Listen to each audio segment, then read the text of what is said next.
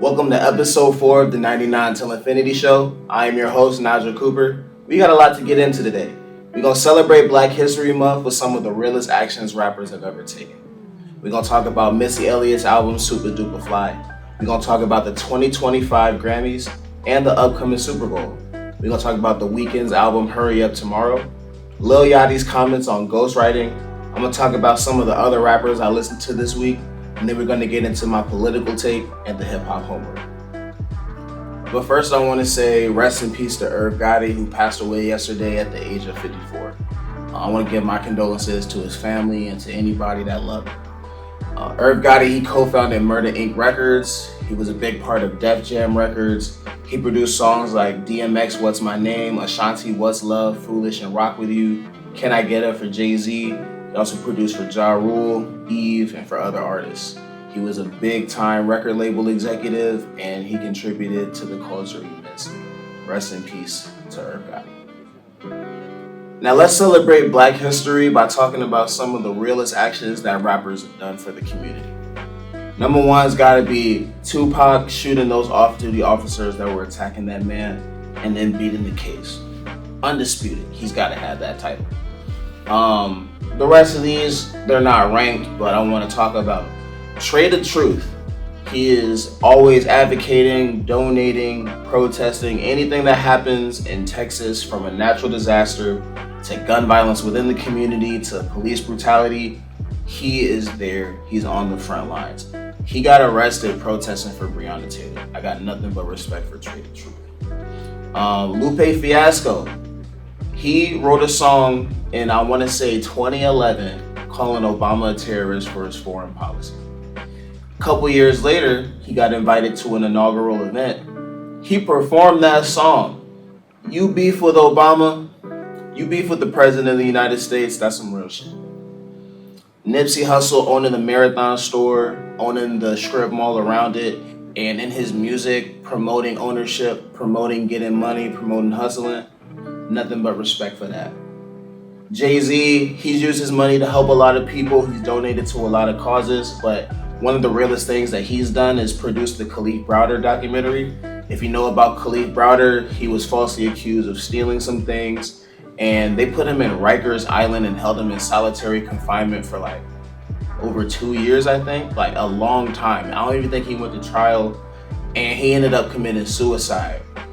And it really highlighted the injustices of the criminal justice system, how innocent people can be held in crazy conditions, and it even begs the question, should guilty people be held in these type of conditions? The FBI targeted Jay-Z after this, couldn't get him. Lastly, let's talk about No Name's book club. No Name Gypsy, she has a book club, and people don't read nowadays. We need more reading, so I really support what she does with that. The materials that she pushes in there are, left-leaning. They're community organizing. They're pro-women.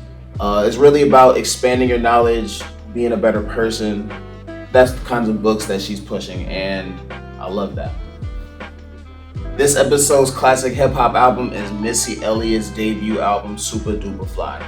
This was my first time listening to this album, and I actually knew a good amount of the songs. I was surprised. I've either heard these songs before because some of them are just that popular and they lasted the test of time. Some of the songs I've heard sampled by other artists. Some of these songs I've heard, like one of my favorite producers is Icy Twat, and Beat Me 911. That's the first time I heard that song. So it was really dope to hear the original version. This album was produced by Timbaland. Missy Elliott does a great blend of singing and rapping, and everyone that did a feature killed it. This was a great album. I'm not going to talk about every song, but I'm going to talk about my favorite records on the album. Number one's got to be Sock It To Me. I grew up knowing this song. I've heard it at cookouts since I was a kid. It's a party song about bedroom activities. It features the Brat. It samples Delphonics' Ready or Not. Great record.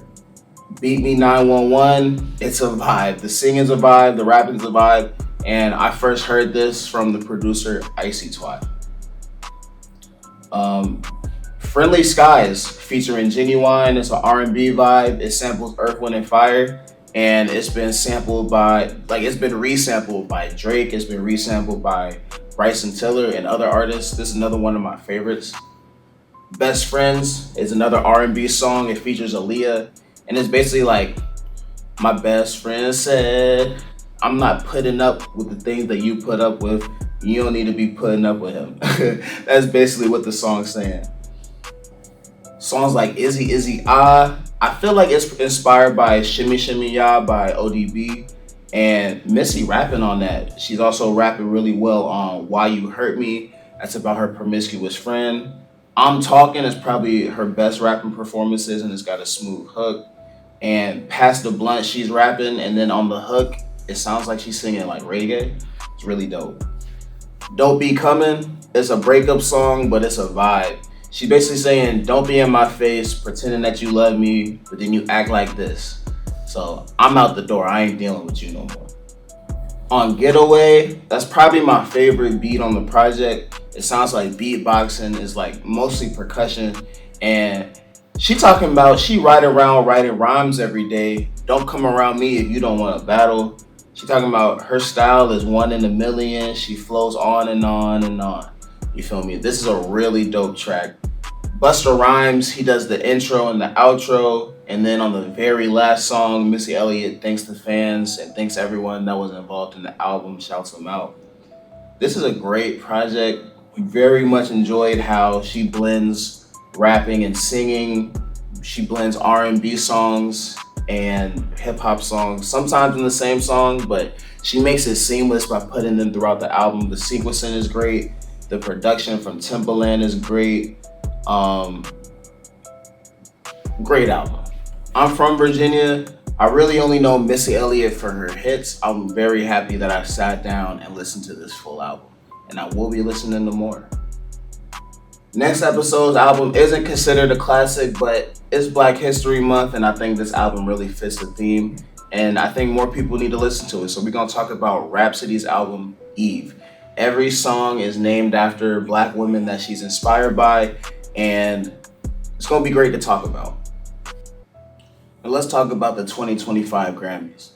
I don't watch the Grammys. I don't really watch any award shows. I don't really care that much. I really just like the music. But I know the artists care to be recognized by their peers that vote and recognized by the industry at large. So I was very happy for Kendrick Lamar to win 5 Grammys. I was very happy for Rhapsody to win a Grammy for 3 AM. I was very happy for Beyonce to win Album of the Year and Country Album of the Year for Cowboy Carter. And I was very happy for Doechii, who won Rap Album of the Year. 3rd woman to do so. Kendrick Lamar's Not Like Us won Grammys for Rap Song of the Year, Rap Performance of the Year, Music Video of the Year, and then Record of the Year and Song of the Year. Mustard accepted the awards for Rap Song, Rap Performance, and Music Video, and then Kendrick Lamar accepted the awards for Song of the Year and Record of the Year. And he wore a Canadian tuxedo while doing that. Coincidence? I think not. There's a reason Drake booked the tour in Australia during all this, because I would be crying if I saw Taylor Swift dancing to a record calling me a PDF.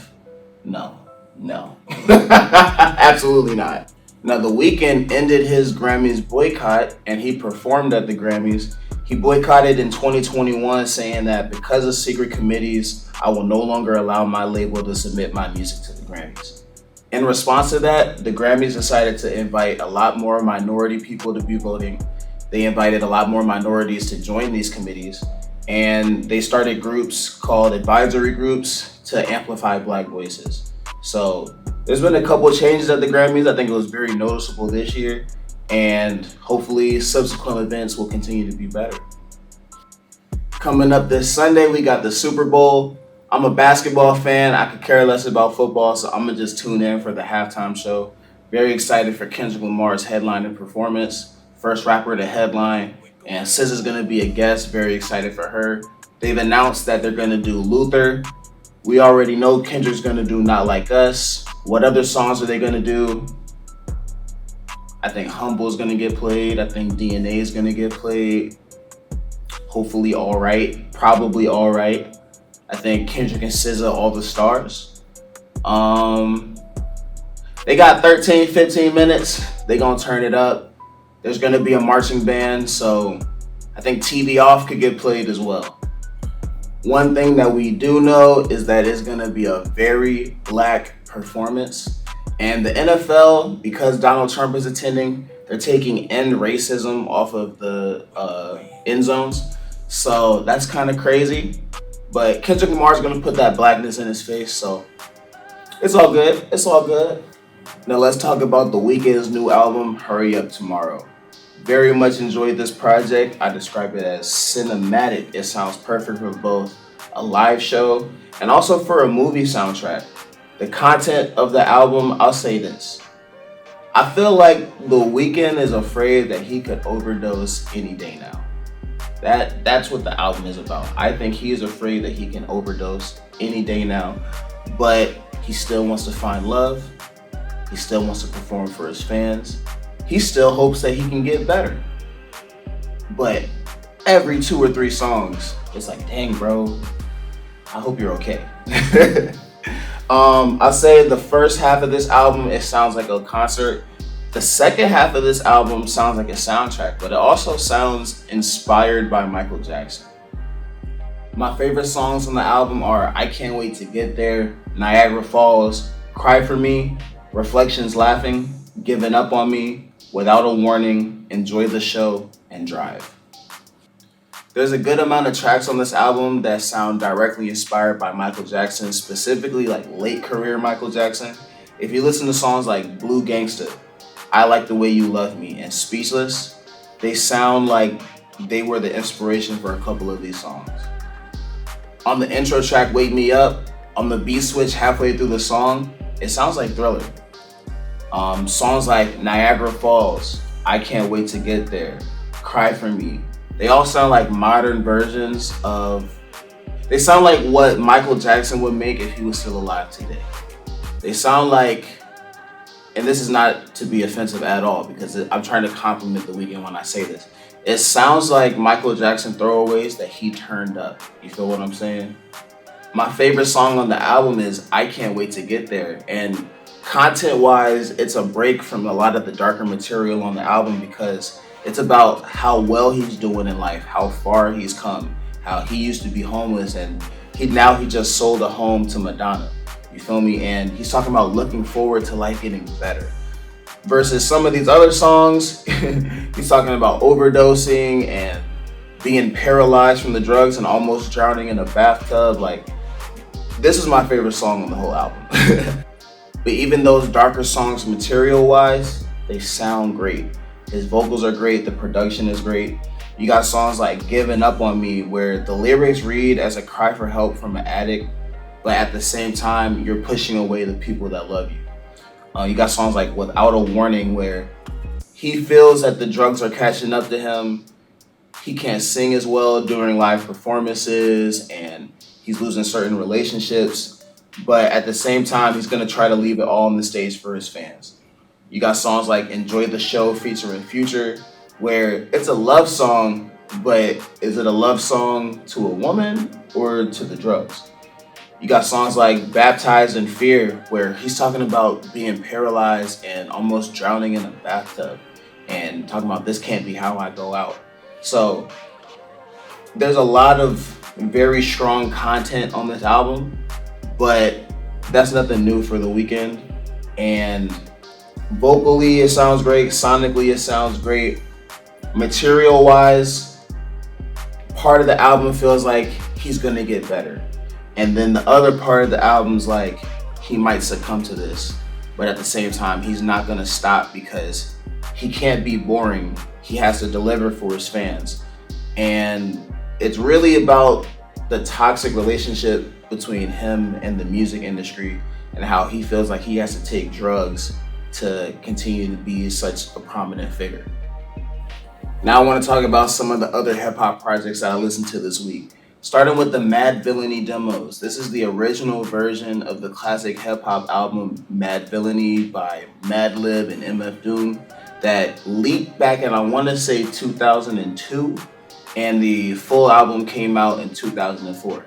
This leak prompted them to record new tracks, change the mood of some of the songs, add some new instrumentals, and that's how we get the classic hip hop album, Mad Villainy. My favorite songs on the demos is, of course, All Caps, Fancy Clown, and America's Most Blunted. I listened to Mike for the first time. He dropped an album called Showbiz. I've been hearing about him for a while, so I decided to give him a try. He reminds me of MF Doom a lot and Earl Sweatshirt. My favorite songs on the album were Bear Trap, Then We Could Be Free, Man in the Mirror, and Lost Scribe. I also listened to This Is Not That by Apollo Brown and Crime Apple. My favorite songs on that album were Wonderful Feeling, Superstitious, Pitiful, Coke with Ice, Mis Amigos, and My Own Good. In other news in hip hop, the East Coast versus West Coast continues to escalate as Daylight has dropped a song. I want to say it's pronounced Yer. It's YHRR. And let's go through the timeline. So Joey Badass kicks it off with The Ruler's Back saying it's too much West Coast dick licking, invoking Jay-Z 22-2s. Daylight responds with Hi You, which is a very respectful response saying, we don't got a ticket there, but if you want to, we will. And then Rayvon drops Crash Out Heritage, which lives up to the name. CJ Fly remixes Daylight's Hi You, and he disses both of them. It's a pretty good diss. And then Joey Badass responds with Sorry Not Sorry, which has some light jabs, but it's not that crazy. And then Daylight comes back swinging. And the only bars that I really want to highlight are the bars at the end where he says, oh, we about to have a party, and you was at the party. It's a party? Which, that's a reference to the Diddy parties. He also says, I would apologize for Big, but that was some shit that y'all mans did. Again, talking about Diddy. And then he said, wasn't you at the Honeycomb Hideout? I'm dead ass. Joey, tread lightly before you get exposed for being at the freak offs. Now let's talk about ghostwriting. Shannon Sharp had Lil Yachty on Club Shay Shay, and he asked him about ghostwriting. This is what Lil Yachty had to say. Yes, I understand in MCing and rap that like it's built off of your skill capability, and I think that people confuse it too. They don't understand that you can do both. Someone can help you make a good song, and you can be a really great rapper. You know, a hook, someone helping you with a hook or a melody is like, it's just a collaborative effort on that. Or even helping you with a verse. It's, what the fuck? You know what I'm saying? Like, man, but people don't understand how music is made.